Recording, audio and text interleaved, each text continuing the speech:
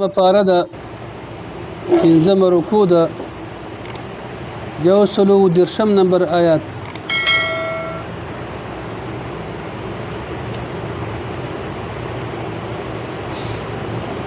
نحمده ونصلي على رسوله الكريم.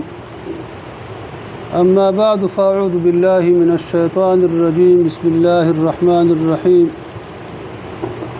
وجاوزنا ببني إسرائيل البحر فأتوا على قوم يعكفون على أصنام لهم قالوا يا موسى اجعل لنا إلها كما لهم آلهة قال إنكم قوم تجهلون إلى آخره. صدق الله مولانا العظيم. فتیر آیاتونو مبارکو کې د فرعون د ظلمونو بیان شو. بیا په فرعون باندې چې الله کوم عذابون نازل کړیو د هغې ذکر وشو. الله پاک د یهودیانو ساحرانو د خلکو د ایمان تذکره وکړه. د موسی علیه السلام د معجزو ذکر وشو. د موسی علیه السلام یو معجزه بله دا وه چې موسی علیه السلام چې کله راغی د مصر نه یې وتل وغوښتل چې مصر نه لاړ شي. بني اسرائیل د فرعون د ظلمونو نه تنګ راغله. موسی علیه السلام وغوښتل چې دا خلک د مصر نه وباسي د شام په طرف باندې بوځي. لهذا په دې وخت کې د شام او د مصر په مابین کې دریاب و. هغه دریاب ته دریا نیل ویلې. دریا نیل کله چې دا خلک د غزې ته راغله چې ګوري مخکې هغه سیند او شاته هغه فرعونیان راورسېدل. یهودیانو موسی علیه السلام ته سوال وکړ چې موسی علیه السلام موږ خو د خلکو را لاندې کړو اوس به څه کوو. په دې وخت کې موسی علیه السلام الله پاک ته درخواست وکړ. الله پاک موسی علیه السلام ته حکم وکړ چې د امسا دا دریا په دې امسا به خپل امسا باندې ووهه. موسی علیه السلام دریا په خپل امسا باندې ووهه. په دې دریاب کې 12 کوڅې جوړې شوې او لوی سړکونه جوړ شو. آزاد سړکونه جوړ شو او بن اسرائیل تقریبا په لکونو باندې خلکو ډیر زیات په آرام سره په دغه کوڅو کې په دغه سړکونو باندې تیر شو. کله چې فرعونیان راورسېدل دریاب ته پخوا د باچانو دستور دا و چې هغوی به باچان به مخکې د لښکر په سر کې به روانو. نو فرعون چې کله وکتل چې باچایي خو زما ده او د غزې کې خو دریاب و په د غزې کې خو څه نه و سړکونه نه و دا اوبه کواړي مطلب ولاړ دي داسې غټې ولاړ دي اوبه د پاسه راځي او درېږي دا خو څه نوې معامله ده. نو فرعون ولګېد د خپل اس هغه مهار یې څه کړ ټینګ کړ کلک یې کړ. په دې وخت کې جبرائیل علیه السلام راغی او د فرعون د اس نه خپل اس څه کړ مخکې کړ. چونکې ملایکې چې راځي خو په شکل د انسان باندې راځي. کله چې د فرعون د بل یو لښکري اس مطلب مخکې څه دغه په فکر باندې فرعون په فکر باندې نو فرعون مجبور اوسه او د اس مطلب په دې لاره باندې ورواچو. شاته قومیان ټول راغله او په دغه لارو په دې سړکونو روان شو. کله چې دریاب مابین ته ورسېد د پاسه په دوی باندې دریاب راغی ټول الله تعالی څه کړه غرق. کله چې دوی غرق شو نو بیا یهودیانو خو اوښتي وو بن اسرائیل خو اوښتي وو هغوی ځکه نه پرېوتله چې فرعون به غرق شوی. په دې وخت کې موسی علیه السلام الله پاک ته سوال وکړ دغه دریاب د فرعون جثه د سیند غاړې ته راوغورځوله. همدغه وخت نه دا شی چې د رواج څه کله چې اوبه چې د یو کس واخلي سړی چې کله مړ شي هغه انسان چې کله مړ شي بیا دریاب دغه کس لره د اوبو غاړې ته غورځوي. نو فرعون چې د اوبو غاړې ته د اوبو وغورځو دوی چې کله ولګېد ویل د نو څه پیدا شو هغه تسلی پیدا شو. د دغه ځای نه دا خلک په مخ باندې لاړ یو قوم باندې له دې نه اخوا الله پاک د بن اسرائیل هغه سرکشیان اوس بیانوي. د الله نعمتونه هغه چې تاسې واورېدل او په دغه ځای کې ذکر شو. څه شوه دې نه اخوا اوس د چا ذکر کېږي د دې فرعونیانو د هغه ذکر کېږي د سرکشیانو ذکر کېږي چې د الله د نعمت په مقابل کې د خلکو څه ونه کړل. یو کار اولنی کار یې ګوره دغه ځای کې دا وکړه کله چې دا خلک دریاب نه تیر شو په یو قوم باندې تیر شو. غالبا دا قوم د علاقه د بلغم په نوم باندې و.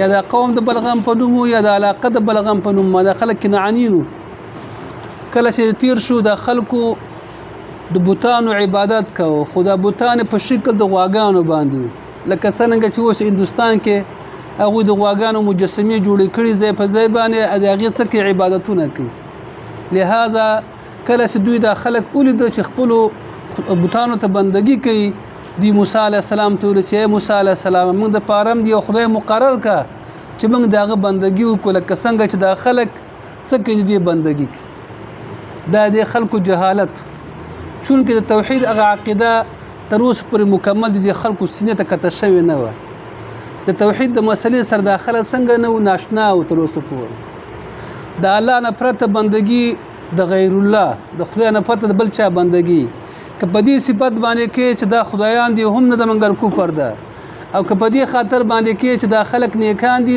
زی عبادت په دې خاطر کوم چې ما الله پاک ته نزدیکی دا هم کوپر ده دواړه کوپر ده لکه یو سړی لګي د نیکانو صالحانو بندگی په دې خاطر کې چې ما الله ته نزدیکی مشرکانو بندگی سي بوتانو کوله د په دې خاطر نه چې دا بوتان خدایان دي او هغه بند پیدا کول کې عمره کول کې ژوند کول کې بلکې نه په دې خاطر چې دا بندگی په دې خاطر کو چې موږ الله پاک ته سکی ورور نږدې نو په دواړه ډول باندې د الله پاک هغه بت پرستی چې دا کفر ده او شرک ده خدا خلق د توحید د عقیده سره تر اوسه پورې مکمل څه نه ورور آشنا نه ځکه دوی دا پوښتنه وکړه موسی علیه السلام ورته فرمایي چې خلکو دا خلک هم هلاک دي زرد چې الله تعالی په دوی باندې مؤمنان مسلط کی دا خلک به ختم کی دی خلکو د عمل نه هم هلاک دي ځکه دا بوتان دي خلکو ته نه خیر رسول سي نه شر رسول سي تاسو ولې مانه غوښتنه د داسې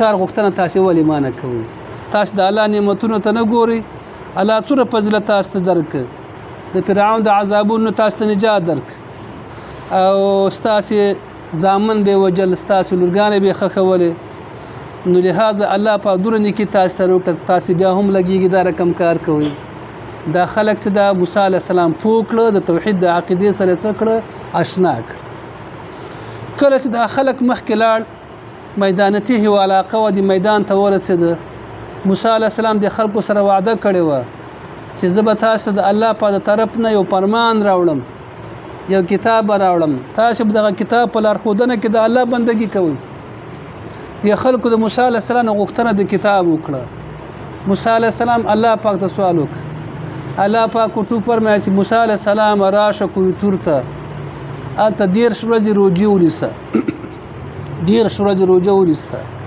پس د دیر شورځونه به څو کم ته د کتاب درکم ستاسو قوم لار خود به درکم موسی علی السلام لار دیر شورځي روجونی ولا شپه ورځ روجه مسلسل بالکل روجمات پکې نه دیر شورځي مکمل خوراک سکاک نه یو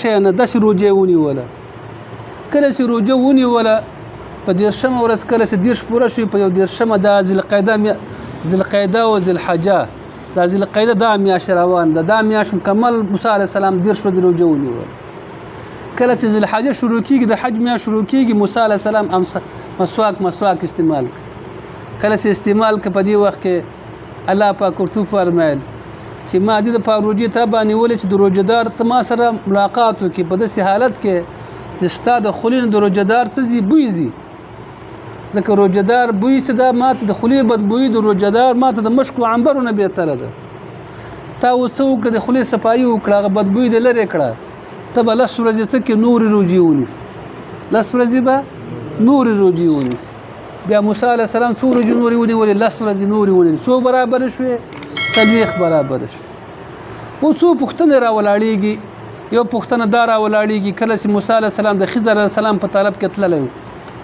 شمعون علی السلام ورسره موسی علی السلام نیمه ورځ مزل وکړ وګیس او شاګرد یې چې ډیر وګی شوی مزل کې وغناشته راوړل سی وی خورو الته نیمه ورځ د ولګي زور نه لرود او په دغه ځای کې موسی علی السلام ډیر شورځ روجنې چې شپه ورځ او بیا هم چورتي خټنه ده دي کې څه وجه ده نو علما کرام فرمایي و دي کې وجه دار چې موسی علی السلام په کویتور کې د الله په طلب کې او کله چې موسی علی السلام خضر علی السلام پسې ته الته د بنده په طلب کې د الله مینه داسې کله د انسان د الله مینه واخلي بیا د انسان هغه بشري هغه تقاضاګانې کمزوري شي بشري تقاضاګانې کمزوري شي د نفس غوښتنې څنګه شي وروره کمزوري شي نو لهذا په دې خاطر باندې موسی علیه السلام 30 ورځې مطلب خوراک کاک باندې پروا نه و او په بل ځای کې سیو موسی علیه السلام د یو بنده په طلب کې و چې د خضر علیه السلام په طلب کې و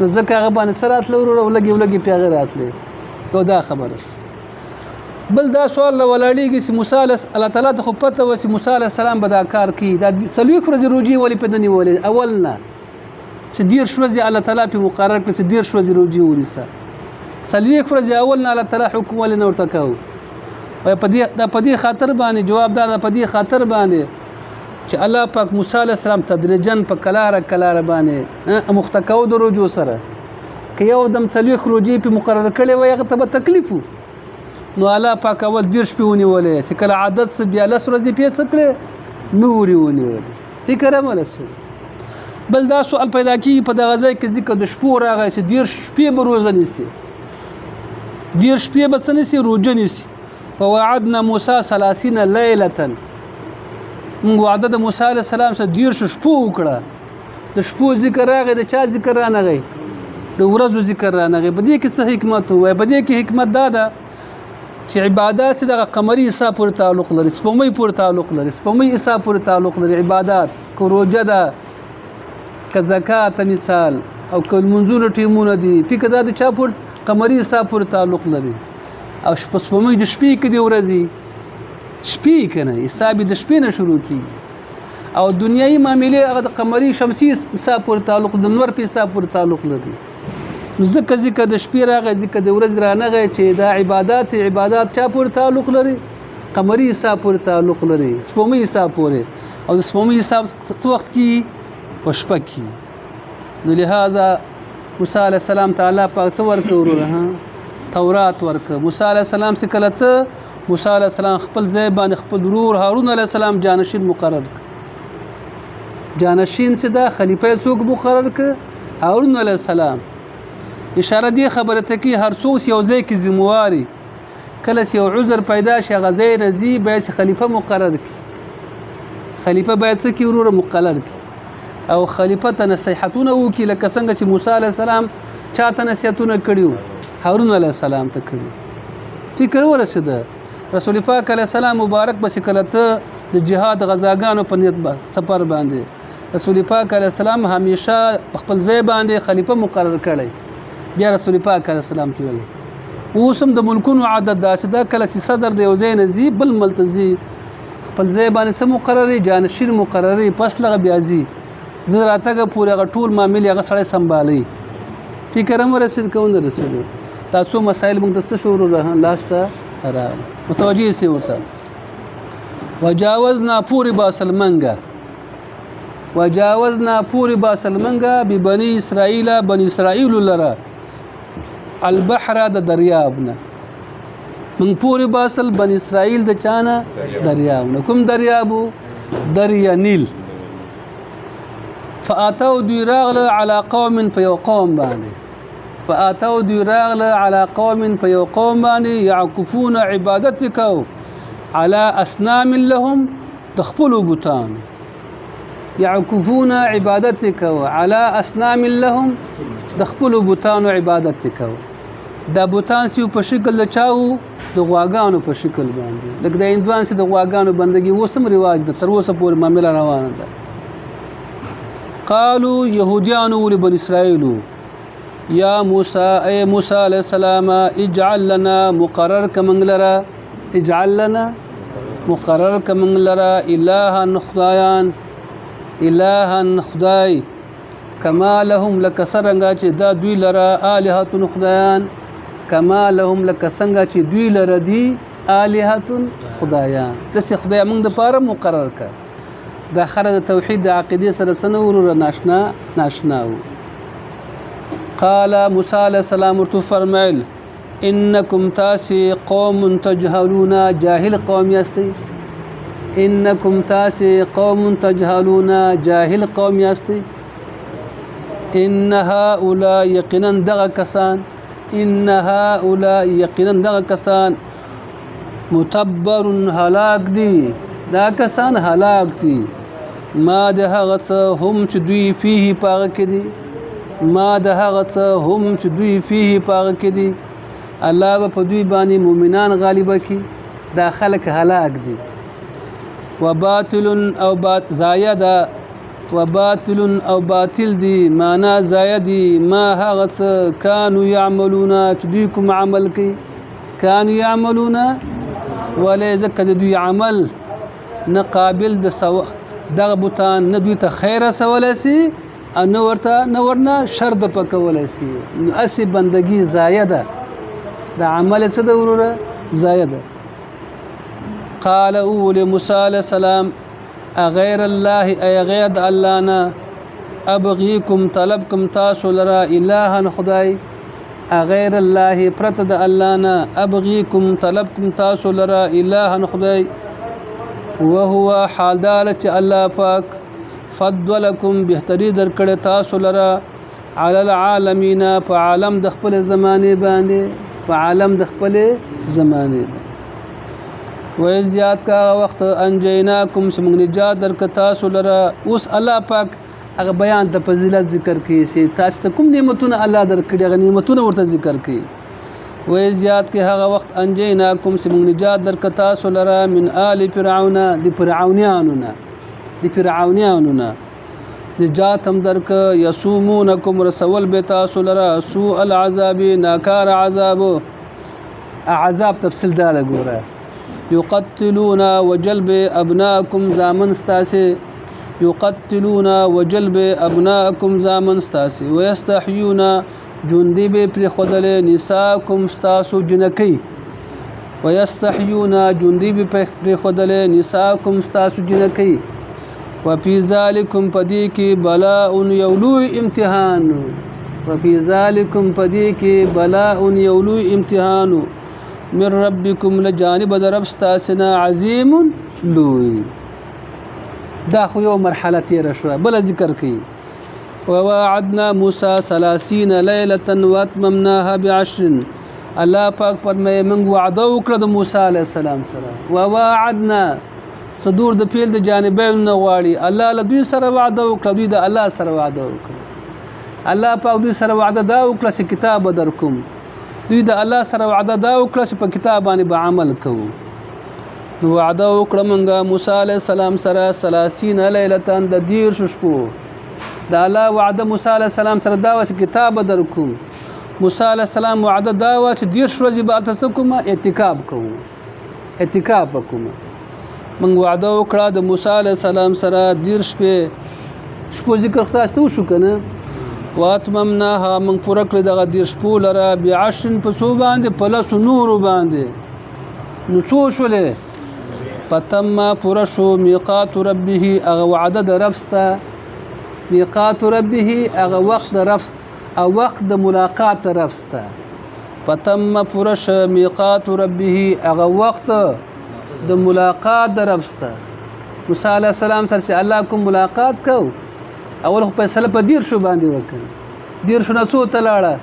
40 ته. نو پتم پوره شو میقات ربه هغه وخت د ملاقات د رب خپل سره 40 لیلة 40 شپې.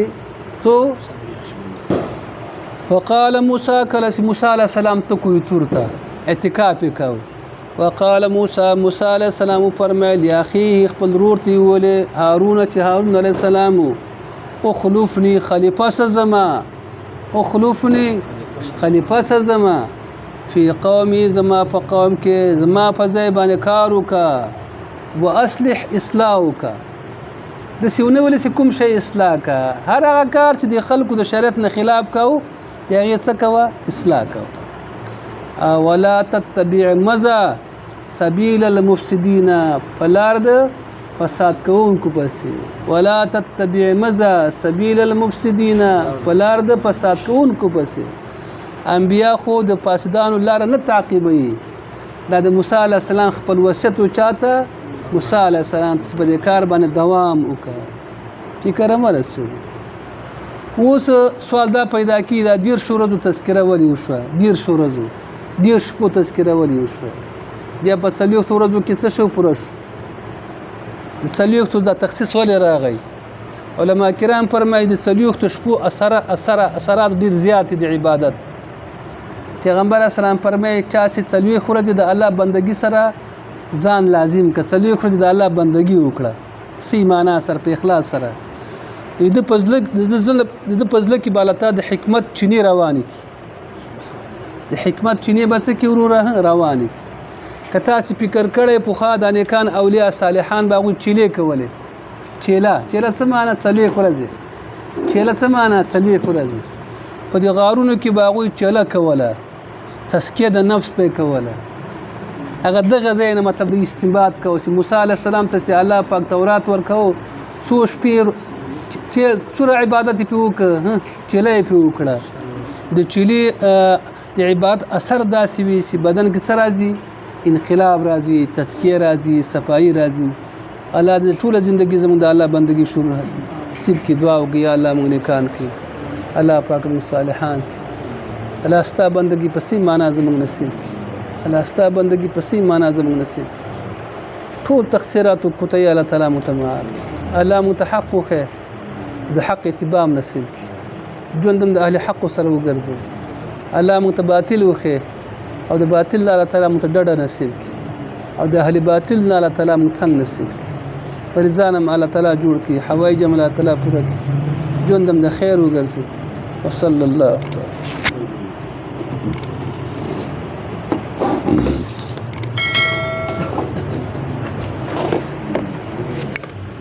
مپاره ده